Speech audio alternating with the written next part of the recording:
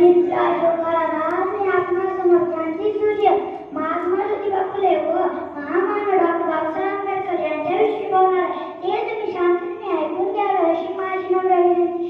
महात्मा फुले यांचे पूर्ण नाव ज्योतिबा गोविंदराव फुले असे होते। त्यांचा जन्म 11 एप्रिल 1827 रोजी सातारा येथील कडूमध्ये झाला। त्यांच्या वडिलांचे नाव गोविंदराव व आईचे नाव चिन्नाबाई असे होते। त्यांच्या व्यवसायावरून त्यांचे नाव फुले असे पडले। वयाच्या 13व्या वर्षी त्यांचा विवाह सावित्रीबाईंशी झाला। तेव्हा भारतात सती प्रथा बालविवाह असे स्त्रियांवर अत्याचार असलेल्या रूढी परंपरा होत्या। त्या रूढी परंपरा नष्ट करून महात्मा ज्योतिबा फुले यांनी शिक्षण स्त्रियांचे मुक्तीचे साधन आहे असे त्यांना पटले। स्त्रियांचा विचार करणारे ते पहिले विचारवंत होते।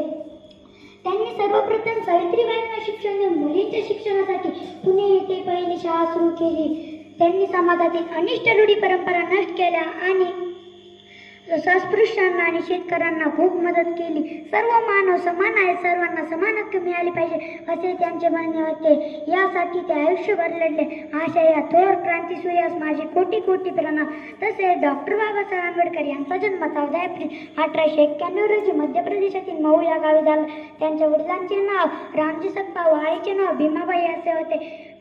डॉक्टर बाबासाहेब आंबेडकर हे लहानपणापासून खूपच हुशार होते। शालेय शिक्षण घेत असताना त्यांना अस्पृश्य होऊन खूप त्रास सहन करावा लागला, तरी ते डगमगले नाही। समाजातील जातीभेद, रूढी परंपरा, अस्पृश्यता तसेच दीनदलितांना न्याय मिळवून देण्याचे त्यांनी ठरवले।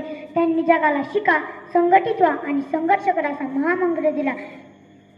त्यांनी पावाच्या तुकड्यावर दिवस काढून शिक्षणाचा भंडार ग्रहण करून 2 वर्ष 11 महिने आणि 18 दिवसांच्या अथांग प्रयत्नाने भारतीय संविधान लिहिले। ज्या महिलांना माणसासोबत चालण्याची बंदी होती त्या महिलांना त्यांनी प्रत्येक क्षेत्रात आरक्षण त्यांचा उद्धार केला। त्यांनी महिलांना शिक्षणाचा अधिकार, नोकरी करण्याचा अधिकार, जोडीदार निवडण्याचा अधिकार, अन्याच्या विरोध करण्याचा अधिकार असे अनेक अधिकार दिले। लेखणी ही त्यांची तलवार होती। त्या तलवारीने त्यांनी खोलवर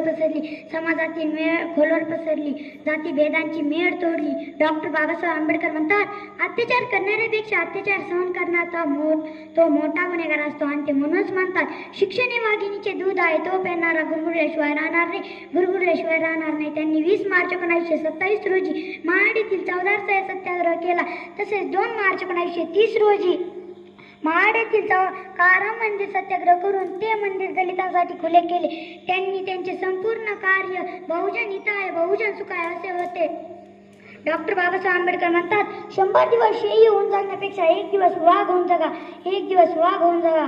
त्यांनी त्यांचे संपूर्ण आयुष्य दीनदलित व सामाजिक कार्यासाठी अर्पण केले। अशा थोर क्रांतिकारक